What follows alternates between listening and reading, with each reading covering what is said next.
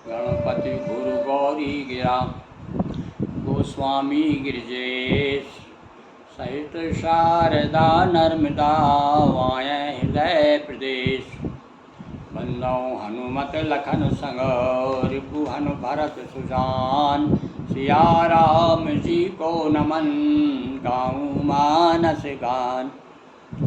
नर्मदापुरम सुविख्यातम रेवाया दक्षिणे तटे सेवाश्रमे सुराजा देवी नर्मदायै नमो नमः। बोलिए नर्मदा मैया की जय। पावन सुरसरी के तट पर हिमालय पर्वत में घूमते घूमते नारद जी को एक अच्छा सुंदर आश्रम दिखाई दिया और वहाँ पर बैठ गई, समाधि लग गई। इंद्र घबरा गया, कामदेव को बुला करके और कहा कि भाई जाओ नारद जी को विचलित करो, इनको भजन मत करने दो, नहीं तो ऐसा ना हो कि एक दिन ये हावी होकर के लोक में आ जाए, देवता बन जाए, देवताओं के भी बाप हो जाए, हमारी कुर्सी छीन लें। तो क्या किया फिर कामदेव ने, ही आश्रमई मदन जब गयऊ और निज माया बसंत निर्मयऊ। उसके पास भी माया है, देवता लोग बड़े माया भी होते हैं भाई। इसने तो ये क्या करते हैं कामदेव, पहले तो बसंत ऋतु देख करके आदमी के सुंदर सुंदर फूल देखेंगे, सुंदर हवा, शीतल मंद सुगंध हवा बह रही है, ठंडक आ रही है और अच्छा सब दिखता है, तो आदमी का मन जो है कामासक्त हो जाता है। फिर उसे चाहिए एक जब सुंदर वातावरण मिलता है तो एक सुंदरी की आवश्यकता होती है। और जवान यदि दिल है, युवा अवस्था है, तो फिर वो क्या होता है आदमी कामन। अरे यहाँ कामदेव के बारे में, काम वासना के बारे में तो ये बताया है कि पीली पत्ती खाए जो उन्हें सतावे काम, नित्य प्रति हलुआ निगलते उनकी जान राम। जो बड़े बड़े गद्दी पे बैठे हैं, खूब खा रहे पी रहे हैं, उनके कैसे संभाल रहे होंगे वो अपने आप को। ये तो वही संभाल पाते हैं जिन पर कहते हैं जिस पर रघुपति कृपा हो, भगवान जिस पर कृपा करते हैं और उस आंधी से वही बच सकते हैं। अब यहाँ आ गए, इसमें तो क्या किया करके इन्होंने, बसंत ऋतु में क्या क्या होता है भाई, वर्णन कर रहे हैं गोस्वामी जी। कुसुमित तो विविध पिटप बहुरंगा, नाना प्रकार के बहुरंग नाना प्रकार के पिटप वृक्ष हैं और उनमें नाना प्रकार के अच्छे अच्छे फूल खिल रहे हैं। कल्पना करिए, आप चले जाइए किसी बगीचा में, कोजई कोकिल गुंजई भृंगा, भौरे भन भन कर रहे हैं और कोकिला मीठी वाणी में पंचम स्वर में गीत गा रही हैं। चारों तरफ चली सुहाव। तो ये तीन चीज हथियार है, तीन चार चीज़ें उनके। कौन सा, एक तो अच्छे अच्छे फूल फूल रहे हो, अच्छी सुंदर हवा बह रही हो, भौरे गुंजायमान कर रहे हो, कोकिल की आवाज़ कानों में पड़ रही, मीठी मीठी आवाज़, तो ऐसा लगता है स्वर्ग में आ गए हम लोग। और साथ साथ में चली सुहावनी लगने वाली, अच्छे लगने वाली त्रिविध बयारी, तीन प्रकार की बयारी होती भैया। शीतलता देने वाली, धीरे धीरे बहती, जोर से बहेगी तो हमको जरूर धक्का लगेगा, तो धीरे धीरे। और शीतल मंद सुगंध, पवन में तो बगीचा है तो बगीचा में से होती हुई आ रही है, तो सुंदर सुगंध भी आ रही है, खुशबू भी आ रही है। और काम किसान, ये क्या करती है, ये सारी चीज़ें, तीन चार चीज़ें भाई ध्यान रखना। आप कहीं फंस जाओ, कितने भी बड़ा संत हो और बसंत में पहुंच जाए, तो फिर क्या होता है, काम किसान, काम रूपी आदि को बढ़ाने वाली चीज़ें हैं ये। क्या अच्छी अच्छी हवा बह रही हो, ठंडक मन बड़ा शांत हो रहा हो, और इधर से सुंदर हवा आ रही है, सुंदर सुगंधित हवा आ रही है, फूल खिल रहे हैं बगीचे में चारों तरफ, और कोयल बोल रही है, तब ऐसा मन होता है कि भैया आप तो किसी से लिपट ले। और यहाँ तक तो तुलसीदास जी ने तो जगह वर्णन किया कि बेल पिटप से लड़ मिल रहे हैं, चाहो कामासक्त हो जाता आदमी तो जड़ भी जो है आपस में मिलने लगते हैं। और रंभा देखो सुरनारी नबीना सकल असम सर कला प्रवीणा। और आप बता दीजिए भैया, देवताओं के यहाँ तो बड़ी बड़ी अप्सराएँ हैं। हमारे कलयुग में हमारी धरती पर भी कम अप्सराएँ नहीं हैं। आजकल तो देखो अपने पति को नहीं कहना चाहिए कि प्रभावित नहीं करती, और किसी चले जाइए आप मैदान में, गार्डन में चले जाइए, सच धस करें ऐसी आएंगी ऐसी कि बूढ़ों का भी मन हो जाता है उधर देखने का। वो ये भैया पृथ्वी की अप्सराएँ हैं, ये आजकल की जो नवयौवनाएँ हैं, है। तो वहाँ तो भैया एक से जब वो हमारे यहाँ की कहना चाहिए पृथ्वी की सुंदर सुंदर युवतियाँ इतनी ज़्यादा प्रभावित करती हैं, मोहित कर देती हैं, तो उनकी क्या स्थिति है। अप्सराएँ तो अप्सराएँ होती हैं। जो एक अप्सराओं के बारे में तो यहाँ तक कहा है, कई ऐसी किस्सा आती है। इंद्र का दरबार लगा हुआ है, अप्सराएँ नाच रही है, और एक बार यमराज का ही मन डोल गया। तो इंद्र ने देखा ये तो भैया अनुशासन के खिलाफ है, आप यहाँ डिस्टर्ब नहीं कर सकते, छेड़ नहीं सकते। यहाँ भी होता है ना, कोई बेड़नी एड़नी नाचती है तो कुछ लोग जो बड़े बड़े पैसा वाले लोग होते हैं छेड़ देते हैं, झगड़ा हो जाता है, विवाद खड़ा हो जाता है। तो ऐसे ही होता रहता है भाई। तो यहाँ पर तो रंभा देखो, यानी रंभा है, उर्वशी है, और भी बहुत सारी अप्सराएँ हैं। सुर नारी नवीना, ये देवताओं की स्त्रियाँ हैं ये। और ये देवताओं की स्त्रियाँ भी बड़ी मतलब चंचल होती हैं दूसरों को लुभाने के लिए। ये आ गई नई सकल असम कला, बड़े कला प्रवीण है, नाचने में, गाने में, मोहित करने में, अदाएँ दिखाने में, लोग ताकि तुरंत उधर ध्यान ना जाए। अरे बड़े बड़े ऋषि मुनि आँख खोलते हैं, देखते हैं सामने, तो उनका भी मन हो जाता है। अरे कथाएँ पढ़ी अभी हमने पुराणों में, बहुत सारी कथाएँ। क्या है, एक ऋषि अपने आश्रम में बैठा हुआ था, उसके सामने से एक अप्सरा निकली, उसे देख करके मोहित हो गए वो, सामने से निकली केवल उसके। तो ऐसी बहुत सी कथाएं हैं भाई। तो ये कथाएं झूठ नहीं है, ये कामदेव ऐसे ही होता है, अच्छों को मोहित। अरे भैया भगवान शिव के बारे में बताया ना, मोहिनी अवतार लिया था उन्होंने, भगवान विष्णु ने। तो भगवान भोलेनाथ पागल बन के उसके पीछे चले गए थे। तो ये कामदेव की महिमा बड़ी अमित है। करई गान बहुतान तरंगा, बहुविधि की नहीं पानी पतंगा। नाना प्रकार के पक्षी भी वहाँ घूम रहे हैं। ऐसा बसंत ऋतु कर दिया, जैसा कि बड़ा आजकल तो बड़े बड़े गार्डनों में ऐसी चीज़ें मिल सकती हैं, ऐसा जो पृथ्वी पर भी उपलब्ध नहीं है। ऐसा ये वातावरण तैयार कर दिया कामदेव महाराज ने। और अब तो उसने जब देखा, अरे भाई मेरी सेना तैयार हो गई, अच्छे अप्सराएँ भी आ गई हैं, नाच रही हैं, गाने मृदंग बज रहे हैं, गंधर्व भी आ गए सब। तो अब वो बड़ा उसकी सेना है भाई ये। तो सेनापति जब सेना तैयार होती है, सेनापति प्रसन्न हो जाता है। तो क्या कहते हैं गोस्वामी जी, देख सहाय मदन हर्षाना, और कीन से पुण्य प्रपंच विधि ना प्रपंच कहा है। ये प्रपंच ही तो है भाई, ये सकते हैं हम लोगों को।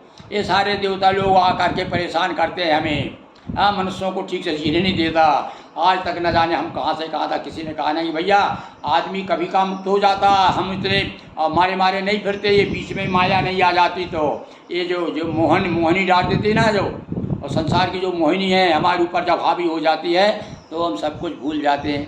देखो एक जगह मैंने अपनी कविता में लिखा है, जब आँखों, अब देखिए आप भी ध्यान दीजिए, कविता गलत नहीं हो सकती। मैंने लिखा है, जब आँखों के आगे या कोई कठिमट काती है, तब क्यों विवेक बिक जाता, सद्बुद्धि हट जाती है। जब आगे आकर कोई भी कैसा ही भी आदमी बड़ा महात्मा हो और आकर के वो अदाएँ दिखाने लगेगी कोई भी सुंदरी, तो भैया विवेक जो है शून्य हो जाता है कुछ समय के लिए। और उस समय तो वो केवल एक ही रक्षा करता है, पर आदमी की ताकत नहीं है उसे बचाने की। फिर कौन बचाता है उसे? बोले जही पर भगवत रघुपति की कृपा हो, वही उस प्रभाव से बच सकता है। काम कला कछु मुनि न व्यापी, निज भय हर डरे मनोभव पापी। इतना प्रयत्न करने के बाद में भी जब उसकी एक नहीं चली, आंखें नहीं खुली नारद जी की, कोई प्रभाव अंत में क्षोभ नहीं हुआ, मन में नहीं आया कि चलो मुझे एक आध मैं या विवाह करा लूँ के साथ, या मिल लूँ, इसका अंग संग कर लूँ, या एक इतनी सुंदर है ठट्ठे लगा के देख लूँ, इसके लिए कोई भी असर नारद जी पे हुआ ही नहीं। होता है भैया भगवान के कृपा जब हो जाए और अच्छा ध्यान में आदमी लग जाए, तो फिर तो कुछ भी हो जाए संसार का। और सब तो ये बताया कि देखो और मनुष्य जीत भी सकता है कामदेव को। अरे भैया तो एक समाज है हमारे यहाँ गोस्वामी का मतलब होता है इंद्रियों को जिसने जीत लिया हो। हमारे किसी पूर्वज ने जीत लिया होगा भैया तो गोस्वामी हो गया। अब तो बड़ा मुश्किल है, कितने गोस्वामी, क्या सब गोदास हैं। अब तो गोदास लिखना चाहिए सबको, और बड़े गौरव तो कहते हैं अरे इंद्रियों को जीतने वाले हम, इसलिए हम गोस्वामी। अरे काय के गोस्वामी, हम चले बाल बच्चों में पड़े हुए हैं और इंद्रियों को 24 घंटे हाय हाय कर रहे हैं, गोदास हैं हम तो।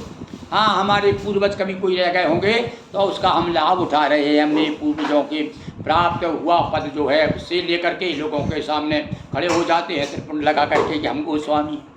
तो यहाँ पर भैया ये जो सच्चे गोस्वामी सिद्ध हो गए कौन? नारद जी भी नारायण बोलते हैं, गोस्वामी लोग भी ओम नमो नारायण बोलते हैं। ये नारद जी के तो सब अनुयायी हैं गोस्वामी लोग।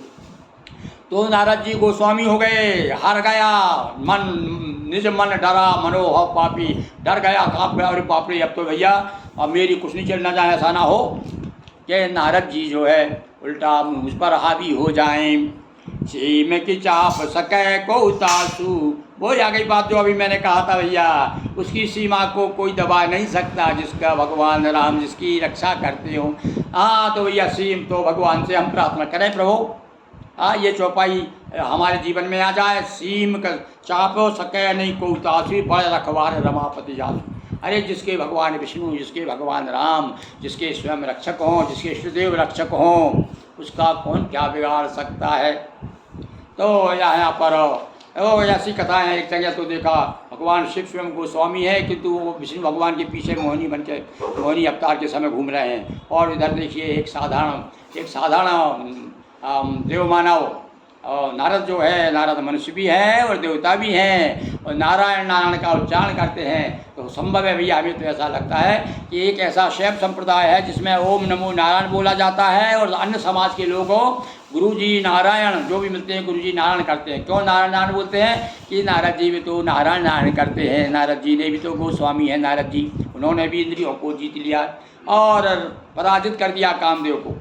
तो यहाँ पर सहित सहाय सभीतवती मानहार मन में, अपने मन में हृदय में हार मान ली। कई से जाय पुनि चरण तब कई सुटिया रत बैन, और डर करके दो कहते हुए मुनि के चरणों में जा पड़ा।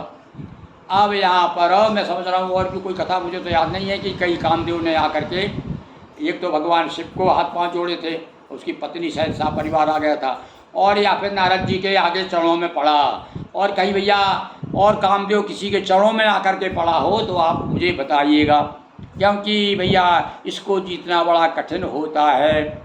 और कह दिया भगवान ने, तो नारद गोस्वामी जी ने बता दिया कि बड़ा रखवार रमापति जासु, बड़ा यानी छोटे मोटे रखवाली नहीं करते, जो बड़ी रखवाली करते हों, बड़े रखवारे हों तभी रक्षा होती है। छोटे मोटे रखवाले तो काम सब वैसे ही चले जाते हैं, पता नहीं चलता कहाँ गए वे रखवाले खुद पागल होकर के और कामदेव के चक्कर में पड़ जाएं। तो ऐसे ही भैया देखो एक प्रश्न मैं आज कर रहा हूँ, और किसी ने कामदेव किस प्रकार हाथ जोड़े हों तो बताइएगा, चरण में पड़े हों तो बताइएगा। ऐप जैसे तो भगवान श्री कृष्ण ने जो रासलीला की है, तो रासलीला में भी कामदेव जो है उनके अनुसार चलता था वहाँ, पर ऐसा प्रसंग नहीं आया कि वो जीत गए हों और आकर के डर के मारे उसने हाथ पांव जोड़े हो कि महाराज क्षमा कर दो, अब मैं तुम्हारे ऊपर अपने बाण नहीं चलाऊंगा, अपनी जादू नहीं चलाऊंगा। ऐसा प्रसंग तो केवल एक नारद जी ही है। और ये नारद जो है जिसकी बात रद्द ना हो, जिसकी बात रद्द ना हो वो नारद है। तो इसलिए कहा गया है अब नारद अपर। अब आगे देखिए, अभी तो हाथ पांव जोड़ रहा है ये कामदेव पर, ये कामदेव के चक्कर में आकर के नारद जी कैसे घूमेंगे, चल जाते फिरेंगे, भगवान विष्णु के पास जाएंगे, महाराज हमारी शादी कर दो, और अभी तो जो है चरणों में पड़ रहा है कामदेव। तो इस प्रकार से सहित सहाय सभीतवती मानहार मन मैन, कैसी जाय मुनि चरण तब। कहेसी यानी दूर से प्रणाम नहीं किया, पकड़ लिए दो पाँव, कहेसी यानी कह लिया, और चरणों को पकड़ करके और बड़े दुखी हो करके आर्त हो करके, महाराज आप तो मैं अब आप ही बचाओ, लो चाहे बचाओ चाहे खाओ, कुछ भी करो मेरे साथ, अब मैं आपके शरण में हूँ। इस प्रकार से भैया आज तो अपन ने नारद जी के सामने कामदेव को शरणापन्न कर दिया है। अब आपके देखिए कथा क्या बढ़ती है। आज हम 125 से 126 दोहे तक आ गए हैं, ये भगवान राम जी की कृपा से, नर्मदा जी की कृपा से। इसी प्रकार से रोज़ आपको एक दुआ हम सुना रहे हैं। बोलिए नर्मदा मैया की जय, अखिलेश्वर महादेव की जय, हर हर महादेव शंभो।